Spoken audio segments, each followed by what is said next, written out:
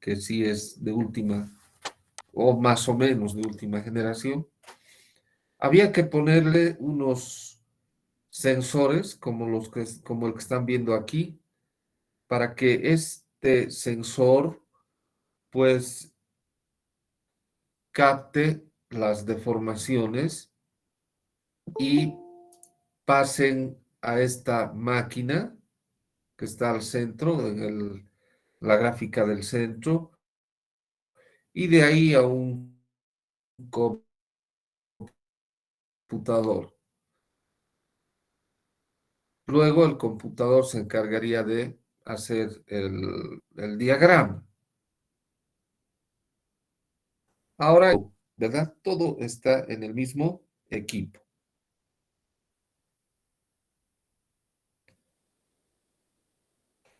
Muy bien. Entonces, ¿qué es lo que sucede?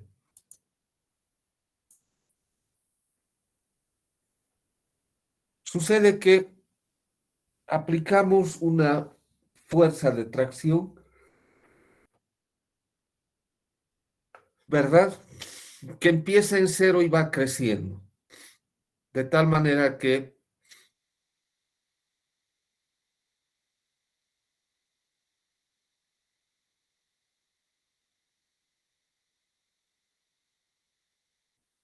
eh, podemos graficar la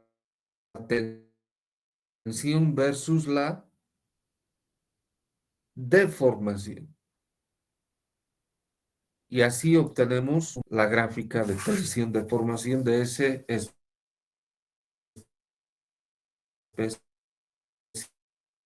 espécimen. Podemos graficar hasta la rotura, ¿verdad? Hasta la rotura.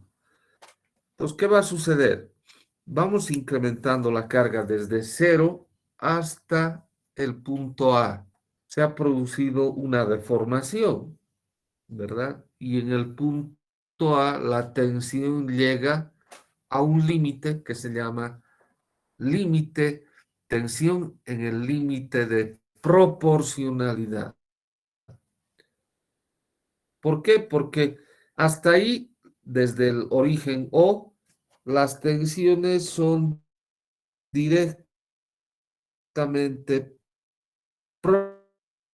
proporcionales a las deformaciones. Las deformaciones. La constante de proporcionalidad es el módulo elástico o módulo de Young.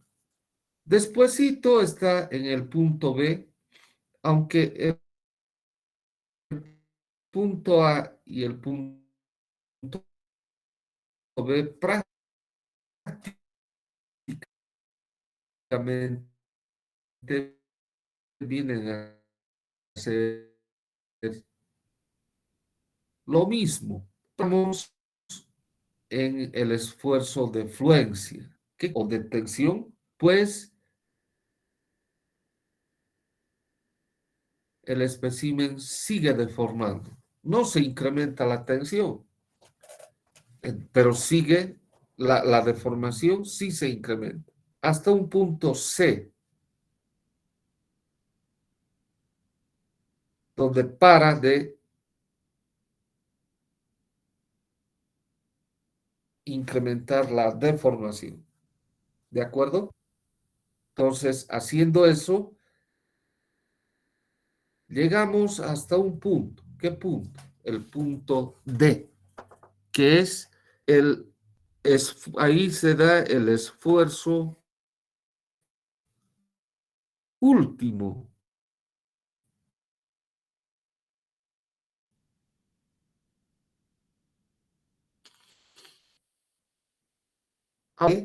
Automáticamente lo que va a suceder es que el espécimen colapse, se rompa. Y así llegamos al punto E. Pero hay algo que no suena muy lógico aquí. La tensión, si usted se fija, baja. El punto D es punto E, tenemos una tensión menor. Cuando la lógica nos está diciendo de que si yo quiero llegar a la rotura, al colapso, tengo que seguir incrementando tensión. Es decir, de D o antes debíamos aumentar la tensión hasta llegar al punto E'. En E' se produciría la rotura, pero no es así, no es así, jóvenes. O sea, del punto D de tensión última, llegamos a la rotura con un decremento en la tensión. Ustedes van a leer, van a estudiar por qué ocurre eso. ¿Por qué no se incrementa más bien la tensión hasta llegar al punto E'? Y lo que pasa es lo contrario, baja la tensión y se llega al punto E, que es la rotura real. Ustedes van a leer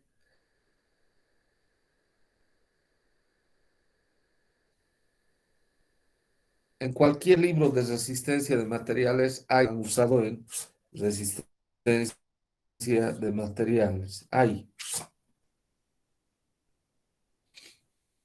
¿De acuerdo? Bien. Si ustedes se fijan en ese diagrama, se han generado regiones. Del punto O al punto A se ha generado una región, que es la región donde en directa proporción, ya hemos dicho, y la constante de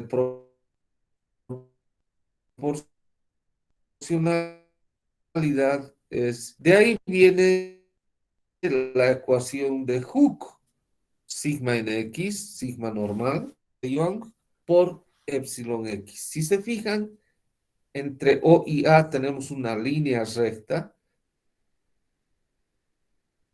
cuya pendiente es precisamente el módulo de Young, E.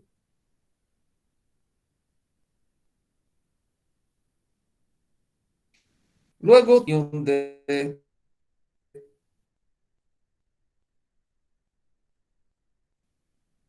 plasticidad o efecto, ¿de acuerdo?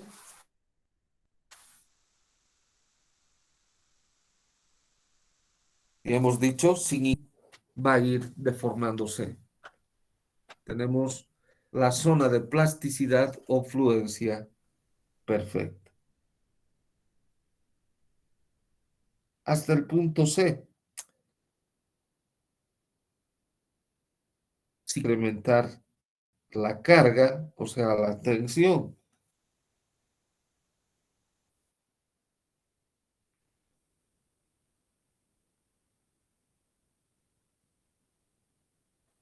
¿Qué pasa? Pasa es que la sección transversal ha disminuido.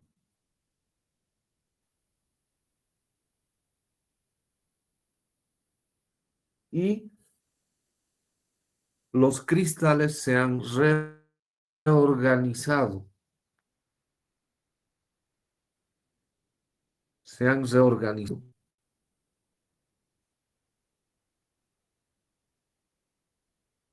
No a cero, pero se ha reducido. Entonces, energías de forma incremental, tengo que incrementar la tensión de formación.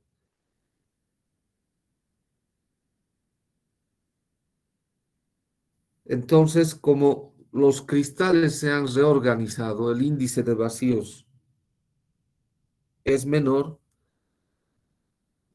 y entonces se crea una región de CAD llamada región de endurecimiento por deformación. Finalmente, del punto D al punto E, donde ocurre el colapso, ¿qué pasa con la sección transversal? se hace más pequeña, mucho más pequeña y ya no puede soportar la tensión aplicada, ¿no? Entonces llegamos a la rotura en E y de E a E se ha generado una otra región llamada la zona o región de estricción. ¿De acuerdo? Esas son, digamos, las regiones que pueden identificarse.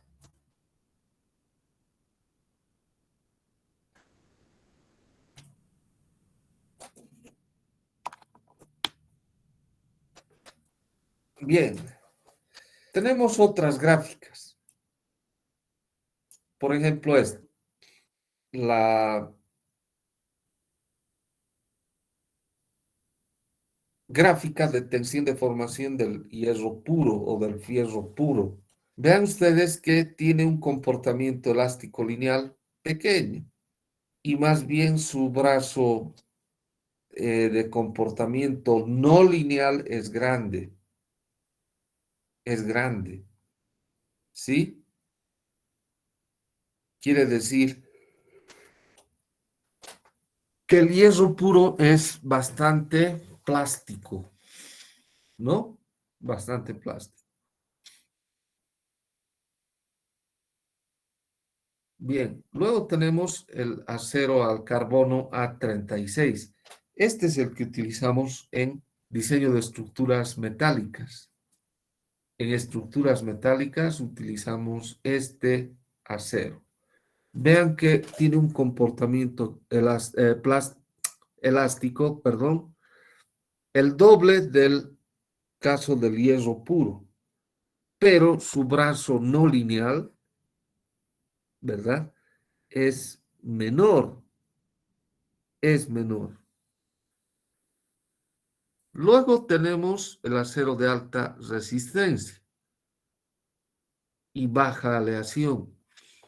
Este es el acero que utilizamos en hormigón armado.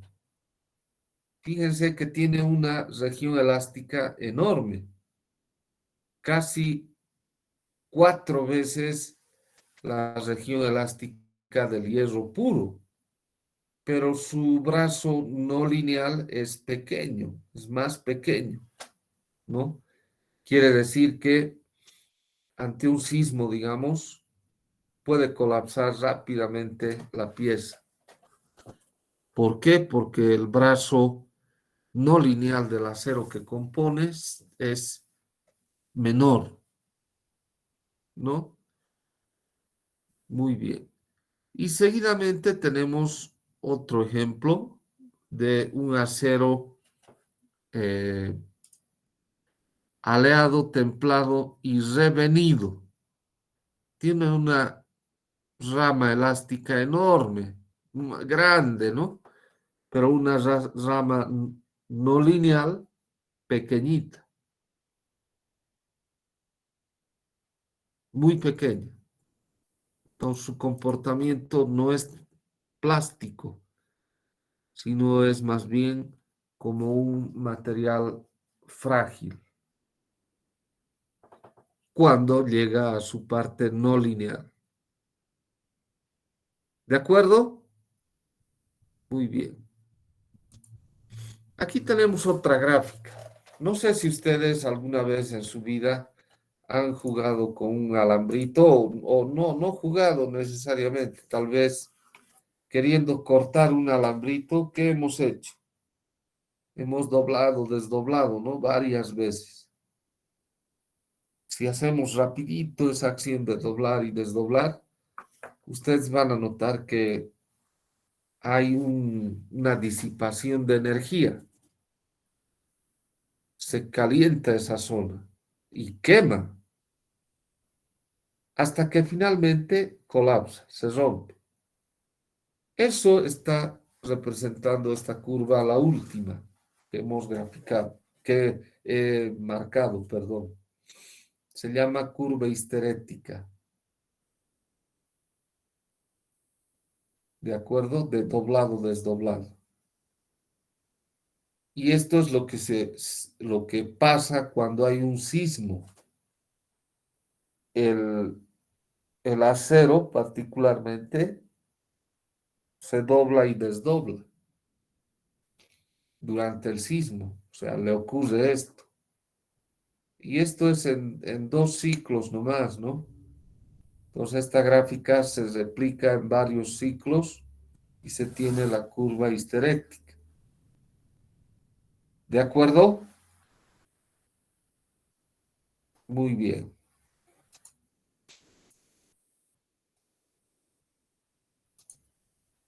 Vamos a ver ahora el coeficiente de Poisson. Para ello voy a considerar una viga de longitud A y de sección transversal rectangular de base B y altura C. ¿Está bien? Esta barrita va a estar sometida a una carga axial F. ¿Qué va a suceder con esta barrita? Debido a la carga axial F que es de tracción, la barra va a dilatarse, va a crecer en el eje horizontal. ¿Cuánto? Un delta. Pero por esa misma carga, por esa misma carga axial de tracción, que provoca que la barrita, la viga, crezca longitudinalmente, pero transversalmente, debido a esa misma carga axial, pues reduce sus dimensiones. Si antes tenía una base B, hoy día o, o después de las cargas va a tener B menos delta B. Y ahí está con más para hacerlo general, ¿no? Delta B es negativo. O con una altura C menos lo que se acorta, delta C. Bueno, nosotros sabemos de la resistencia de materiales básica que la deformación epsilon x es igual a delta A sobre A.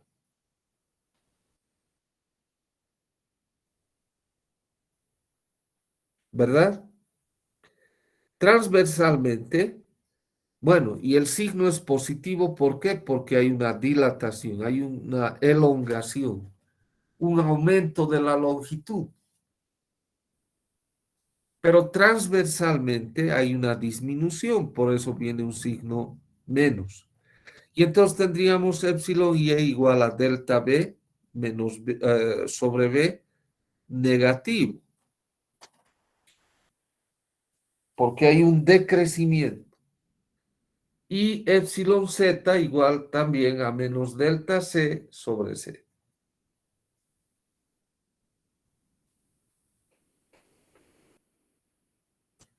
Bien, para material isótropo, esta propiedad del coeficiente de Poisson no depende de la dirección. En todas las direcciones va a ser igual, van a ser iguales el coeficiente de Poisson. Es decir, mu x va a ser igual a mu y, igual a mu z, igual a mu. Mu, el coeficiente de Poisson. ¿Y cómo se define? Como la relación entre la deformación transversal y la deformación unitaria longitudinal.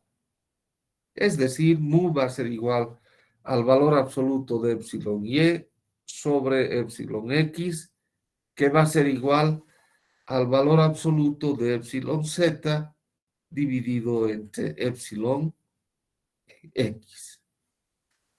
Así se define el coeficiente de Poisson.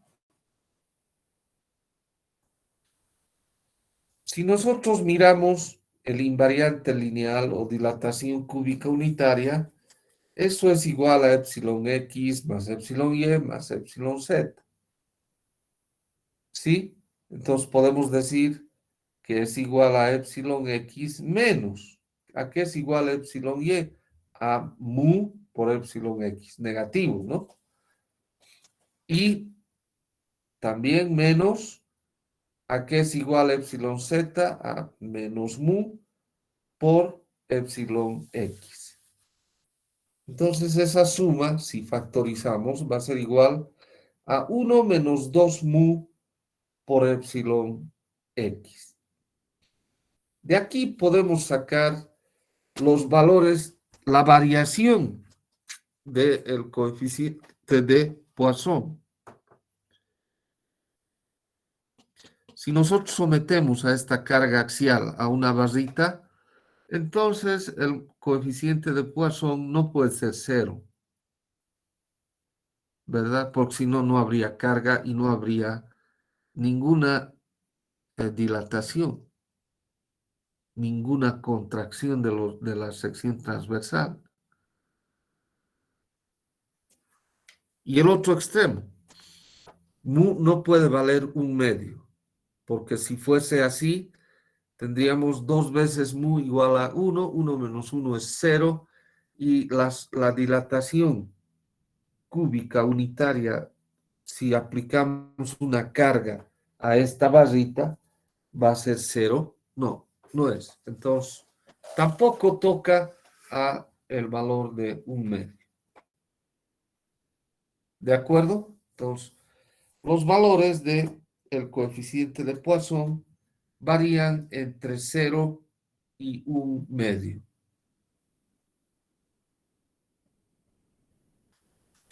El coeficiente de Poisson para un hierro puro, un hierro dulce puro, es igual a 0,25, un cuarto. ¿Y cuánto vale el coeficiente de Poisson para el hormigón? ¿Cuánto?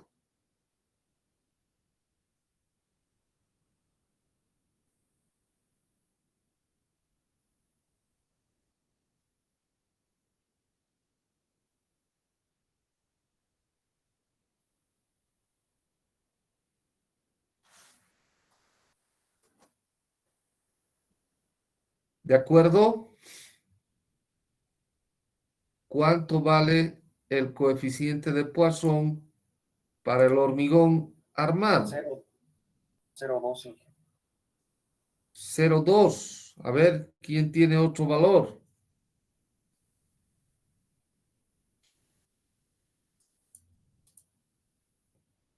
Bueno, varía entre 0,10 y 0,15, ¿verdad? Ustedes de repente van a encontrar en alguna bibliografía valores de Poisson cercanos a 1, ¿sí?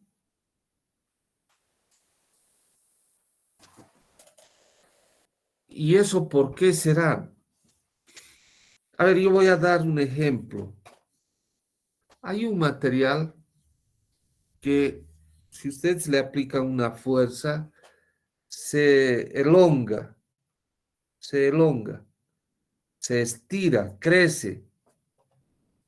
Y si siguen estirando, va a seguir estirándose todo lo que puedan.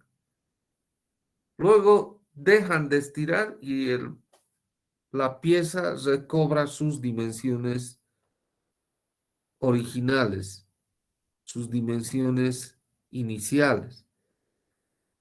Y ocurre que su comportamiento es elástico, pero no lineal. Y entonces su coeficiente de Poisson es mayor que 0,5. Está bordeando casi la unidad. ¿Qué material será ese? Cuyo comportamiento es elástico, pero no lineal.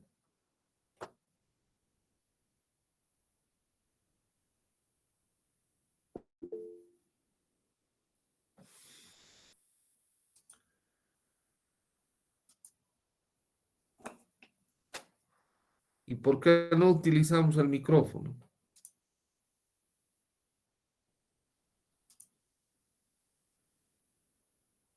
Castro.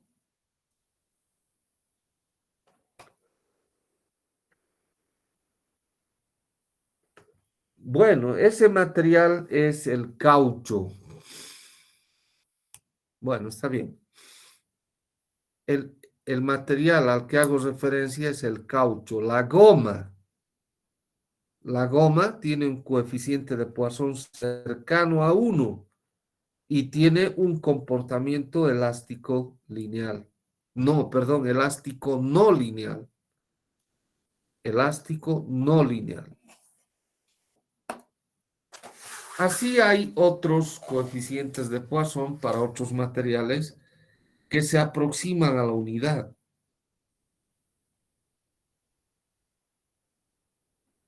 Pero en todo caso, su comportamiento es no lineal. Por ejemplo, las arcillas sobreconsolidadas tienen un coeficiente de Poisson cercano a la unidad, 0,9, por ahí está.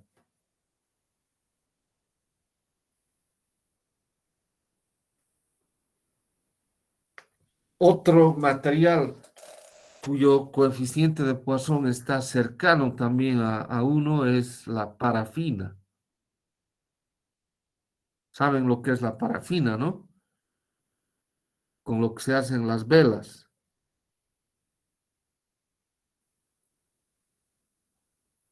¿De acuerdo?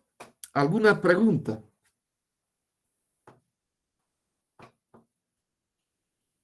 ¿Preguntas, señores?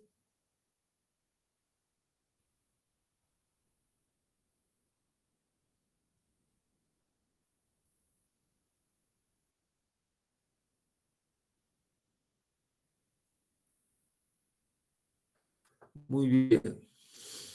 Seguimos. El principio de superposición. Este principio solo se cumple en el rango elástico lineal. ¿De acuerdo? Solo se cumple en el rango elástico lineal. Más allá de eso, en un comportamiento plástico o de endurecimiento por deformación o destricción, no se verifica el principio de superposición. ¿Y cómo se explica este principio? Voy a tomar un ejemplito sencillo. Este pórtico sometido a dos cargas, P1 y P2. Podemos resolver este portiquito tomando las fuerzas de una sola vez. O podemos resolver primero para la carga P1 y luego para la carga P2 y sumar efectos. Debemos obtener exactamente los mismos resultados. Es decir, si yo resuelvo el pórtico con las dos cargas simultáneamente, los resultados deben ser exactamente iguales a la suma de resolver primero con la carga P1 y luego con la carga P sub 2. Esta propiedad es muy útil, jóvenes. Puede salvarnos la vida. ¿Listo?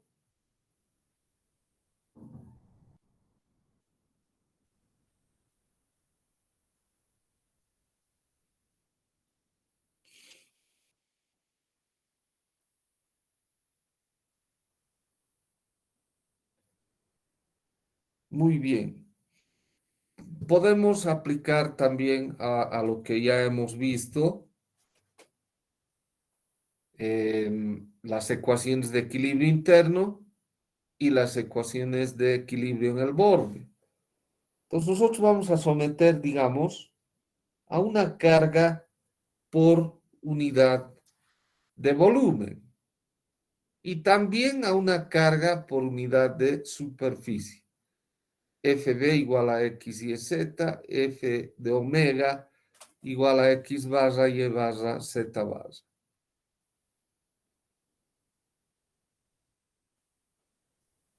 Entonces lo que va a suceder es esto, que esa suma de FB más F omega nos va a botar una matriz de tensiones T. Luego, removemos esta carga y cargamos con otra carga FB' y FB omega'. Otras cargas por unidad de volumen y unidad de superficie. Y nos va a arrojar una matriz de tensiones T'. ¿Sí? Eso en un sólido elástico. Resolver el sólido elástico con las 4 cargas simultáneamente es lo mismo que resolver el sólido elástico con primero las cargas que producen la matriz de tensiones T y luego la matriz de tensión con las cargas que producen la matriz de tensiones T' y sumar ambas tensiones. Es lo mismo. Ahí tenemos.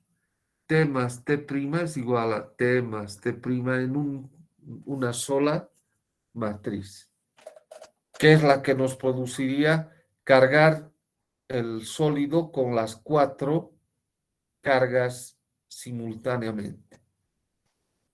T más T'. Eso es igual a sumar las matrices de tensiones individualmente tras aplicar cada par de cargas por separado. ¿De acuerdo? Ese es el principio de superposición. Entonces ahora vamos a escribir una ecuación más de las condiciones de equilibrio interno. Esta, x más la derivada de sigma en x respecto de x, más la derivada de tau x y respecto de y, más la derivada de tau x z respecto de z, eso es igual a 0. ¿Sí? Esta es por la carga de FB por unidad de volumen y por la carga por unidad de superficie va a ser x barra igual a alfa x sigma en x, alfa por sigma en x más beta por tau xy más gamma por tau xz. Por un lado. Por otro lado, x' más la derivada de sigma' en x respecto de x, más la derivada de tau' xy respecto de y, más la derivada de tau' y xz respecto de z igual 0 por la carga FB'. Ahora por la carga F omega prima, x barra prima igual a alfa por sigma prima en x más beta por tau prima xy más gamma por tau prima xz.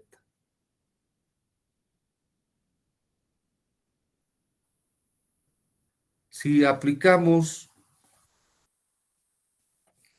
esto, estas cargas FB, F omega, FB' y F omega prima simultáneamente, entonces, por el principio de superposición, vamos a obtener esto. Primero, x más x. Ya hemos visto que cargando separadamente se tienen las ecuaciones separadas, ¿verdad?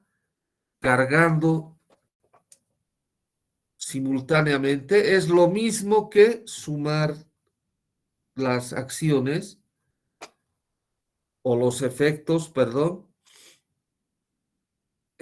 producidos por las cargas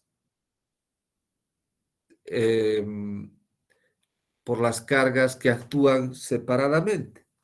Entonces ahí vamos a tener x más x' más la derivada de sigma en x más sigma prima en x respecto de x más la derivada de tau xy más tau prima xy respecto de y, más la derivada de tau xz más tau prima xz respecto de z igual 0. Y sigma x más sigma prima x igual... No, esto está mal, ¿no? Esto está muy mal, está mal escrito. Esto viene aquí.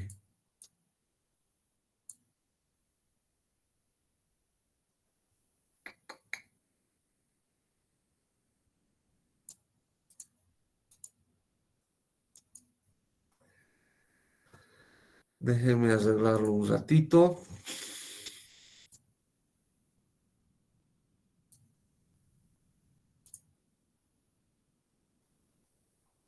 Entonces voy a tener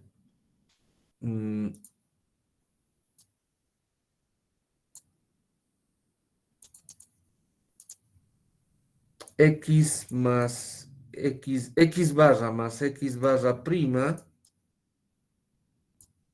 igual a alfa por sigma x más sigma prima x más beta por, ¿qué vamos a tener aquí?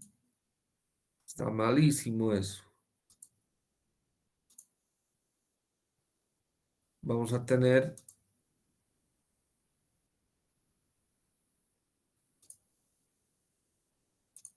tau xy, beta por tau xy,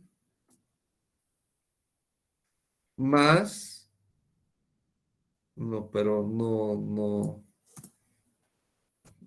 xy en minúscula, más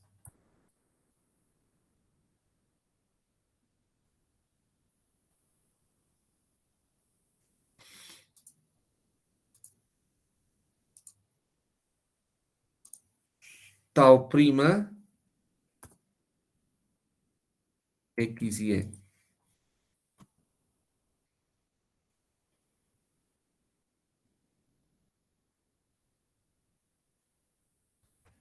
¿Sí? Más gamma por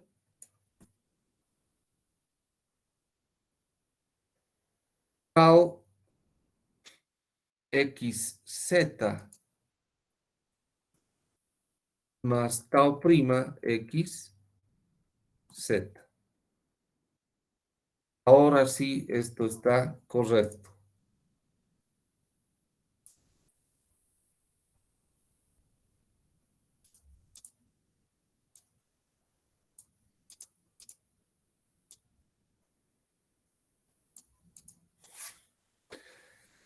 Ahí está el principio de superposición. Preguntas, por favor, jóvenes.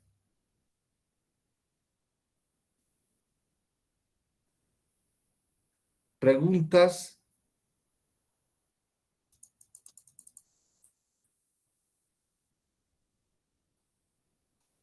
¿Está claro?